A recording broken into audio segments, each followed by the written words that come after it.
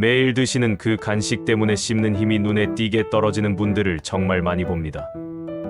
당장 오늘부터 4가지 음식만 줄여도 치아가 무너지는 속도를 크게 늦출 수 있습니다. 저는 30년간 치아 노화와 잇몸 건강을 연구해온 박사 김민서입니다. 이가 시리거나 깨지는 느낌이 잦다면 지금이 바로 멈출 타이밍입니다. 요즘 비슷한 불편 겪는 분 계신가요? 큰아버지가 단맛을 그리 즐기지 않으셔서 안심하고 계셨죠. 그런데 갈증 날 때마다 톡 쏘는 탄산음료를 찾고 간편해서 말랑한 간식을 자주 드셨습니다. 몇 달 지나니 사과를 베어 물 때 이가 시큰하고 김치만 씹어도 불편하다고 하셨어요. 제가 권한 건 거창한 치료가 아니라 간단한 습관 수정이었습니다. 탄산을 식사 중엔 피하고 물로 바꾸기, 말랑하고 끈적한 간식 대신 견과 소량으로 바꾸기, 먹고 나면 그냥 물로 여러 번 헹구기. 한 달이 지나자 시큰함이 줄고 단단한 채소도 편하게 드셨습니다. 이 이야기를 끝까지 들어야 전체 흐름을 알 수 있습니다.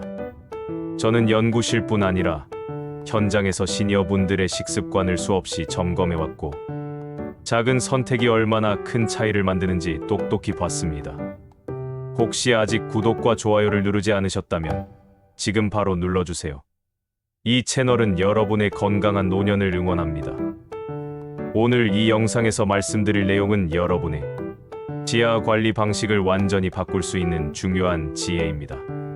끝까지 보시면 왜 지금 당장 습관을 바꿔야 하는지 분명하게 깨닫게 되실 겁니다. 뒤에 나올 가장 중요한 실천법을 모르시면 지금까지의 노력이 의미 없어질 수 있어요. 이제 어떤 음식이 문제를 키우는지부터 하나씩 짚어보겠습니다. 문제를 정확히 알아야 선택을 바꿀 수 있습니다. 아래 6가지를 점검해 보세요. 먼저 산성 탄산음료와 과일맛, 음료 이야기부터 시작하겠습니다. 입안 산도가 급히 내려가면 치아 표면이 쉽게 무르게 변하는데요. 이 부분이 정말 중요합니다. 국내 보건기관과 해외 연구 자료를 보면 산성 음료가 산부식 위험을 높인다는 보고가 계속 나오고 있어요. 제가 만난 박영수 68세님 경우를 말씀드리면 매 끼니 후 탄산을 한 캔씩 드시는 습관이 있으셨어요. 몇 달 지나니 이 시림이 심해지셔서 저한테 오셨는데 탄산을 물로 바꾸고 식사와 분리해서 마시도록 권했습니다. 그랬더니 증상이 놀랍게 완화되더라고요. 이렇게 해보시면 도움이 됩니다. 식사와 음료는 분리하고 정말 마셔야 한다면 빨대를 사용해 치아 접촉을 줄인 뒤 물로 입을 헹궈주세요. 여기서 주의할 점은 무설탕 표기가 있어도 산성도는 그대로일 수 있다는 겁니다.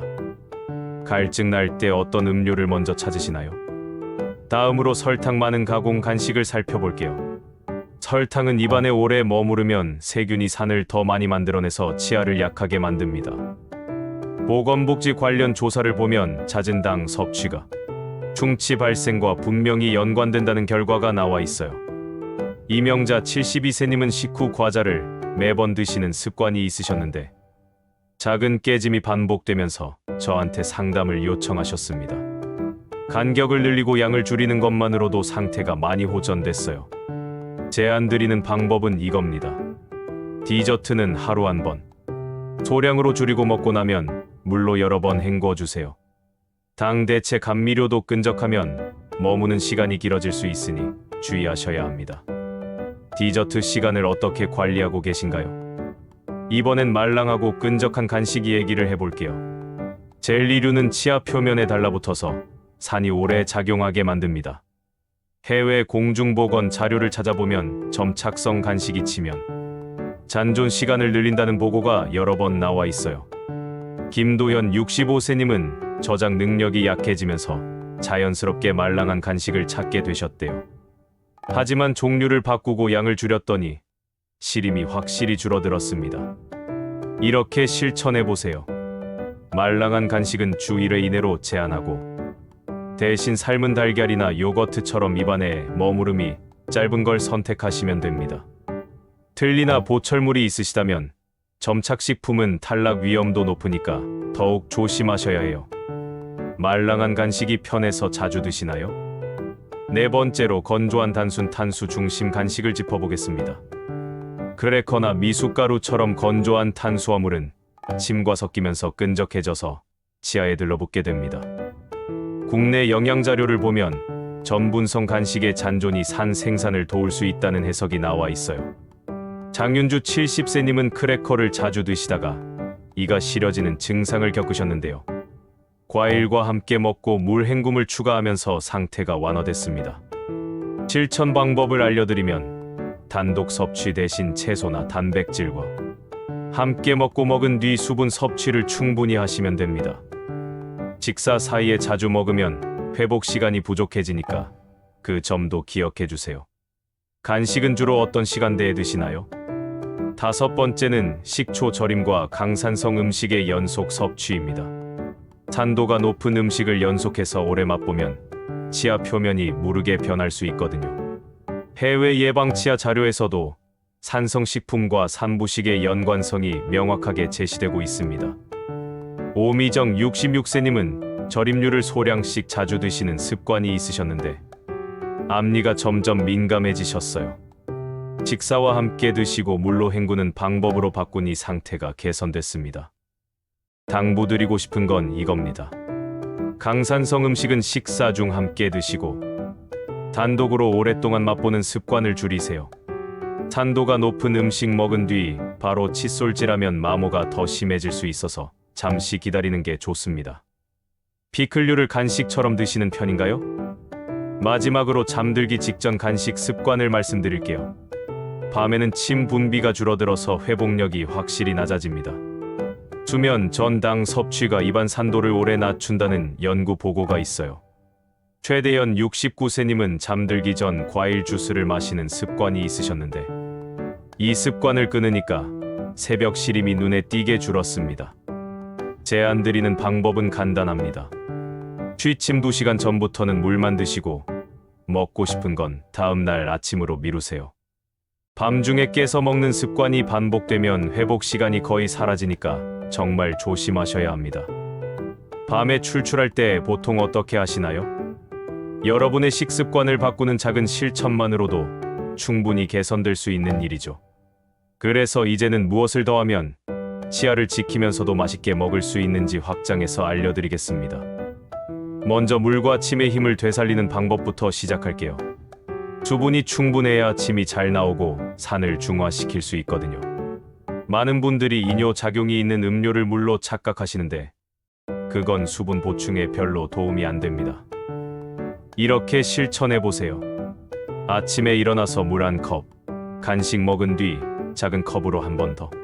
집안 곳곳에 작은 물병을 두시면 자주 마시게 됩니다. 오늘 물을 몇 컵이나 드셨나요? 두 번째로 먹는 순서를 조정하는 방법을 알려드릴게요. 섬유질과 단백질을 먼저 먹으면 단순 탄수화물이 치아에 접촉하는 시간을 줄일 수 있습니다. 다만 너무 딱딱한 음식부터 무리하게 씹으면 마모가 생길 수 있으니 주의하셔야 해요. 제안드리는 순서는 이렇습니다. 채소와 단백질을 먼저 드시고 단맛이나 산맛은 식사 말미에 소량만 드세요. 평소 식사 순서는 어떻게 되시나요? 세 번째는 먹고 바로 문지르지 않는 습관입니다. 산성 음식을 섭취한 직후에는 치아 표면이 잠시 무를 수 있거든요. 이때 바로 강하게 문지르면 마모가 심해질 수 있어요.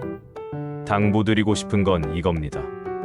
산성 음료나 절임류 먹은 뒤에는 물로 헹군 뒤 30분 정도 지나서 관리하세요.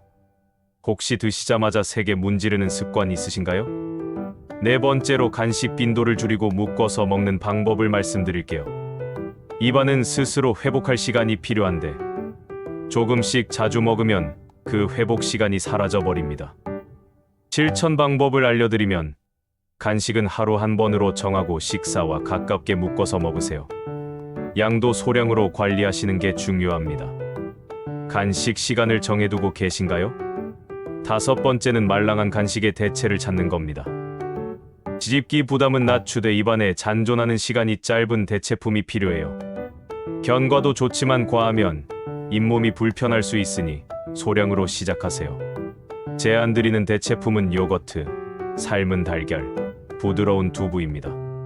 먹은 뒤에는 꼭 물로 헹궈 주시고요. 말랑한 간식을 무엇으로 바꿔보시겠어요? 여섯 번째는 입안이 마른 분들을 위한 특별한 습관입니다. 입마름은 산중화 능력과 세정 능력을 크게 떨어뜨리거든요. 카페인과 알코올은 마름을 더 악화시킬 수 있으니 주의하셔야 합니다. 실천 방법을 알려드리면 작은 물을 자주 홀짝이고 무설탕 껌으로 침 분비를 유도하세요.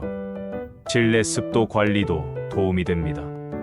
입마름이 심할 때 어떤 대처를 하고 계신가요?